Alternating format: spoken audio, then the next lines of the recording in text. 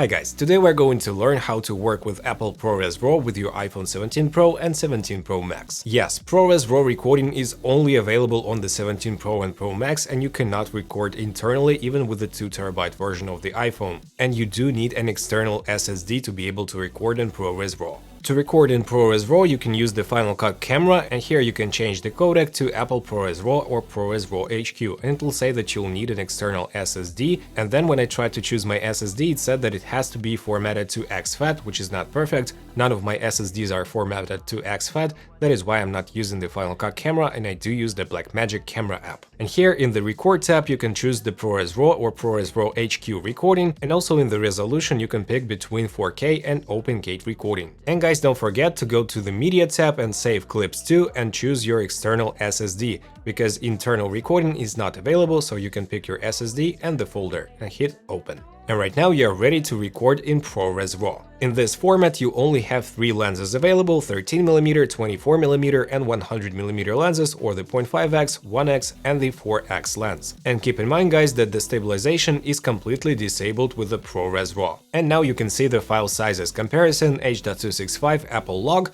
here we have 42 hours, and in ProRes RAW for 1200 gigs I only have 1.5 hours. And this is not even the HQ version of the ProRes RAW, it means that the ProRes RAW is 25 times bigger than the H.265.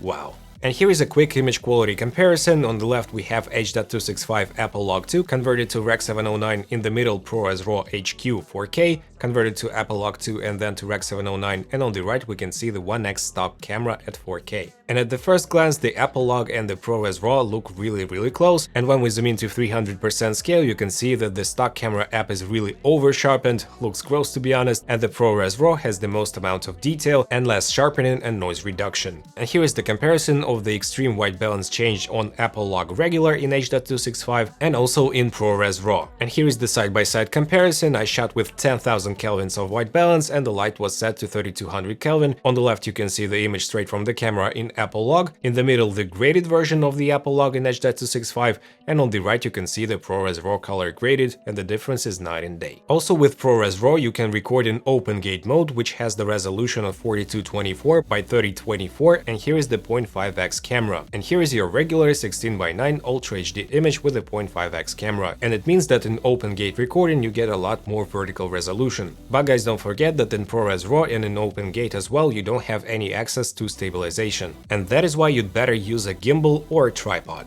Also, Open Gate recording gives you better experience when shooting anamorphic, for example with our freewell anamorphic lenses, both in 1.33x and 1.55x squeeze ratios. Because with Open Gate you get more vertical resolution, and it means that you'll have not as narrow image, but still you will retain the characteristics of the anamorphic lens, like the softer corners, the distortion, and as well the flares. And later on guys, we'll make a separate huge video about anamorphic lenses and Open Gate recording, so stay tuned. And to work with ProRes RAW in post, you'll need the Final Cut Pro of 11.2 version. So here in Final Cut you pick the clip, then you go to Info, go to Extended Mode right here, and then you go to Modify ProRes RAW settings. Here you can change the standard to iPhone ProRes RAW, and you can also tweak the white balance from here. As you can tell, here I'm tweaking the white balance, I'm making the image warmer, and I can also tweak the tint, make the image look greener or more towards magenta. Also right here we can change the ISO values in post, so you don't have to shoot with a certain ISO straight away. And also we can make a custom demosaic, we can reduce the colorful noise, we can add the edge contrast and enhance the details. And also we can convert the RAW to Apple Log 2 or to Apple Log 1. And after this you go to this tab, Camera LUT, and here you can choose the Apple Log 2. Voila, we have the image, and then we can tweak it a little bit as well with the Exposure Bias tab or the ISO tab, and further tweak the white balance if you need to. There you go, it's pretty simple. And if you're using DaVinci Resolve, you simply need to apply the CST and convert it to Apple Log 2, and then you'll have the same corrections like the ISO, the white balance, the tint, etc. There you go guys, ProRes RAW is not that complicated, and you can get some stunning footage with the iPhone 17 Pro and Pro Max using the ProRes RAW. And especially when you use ProRes RAW Open Gate with anamorphic lenses. Just look at the results, they are just fantastic.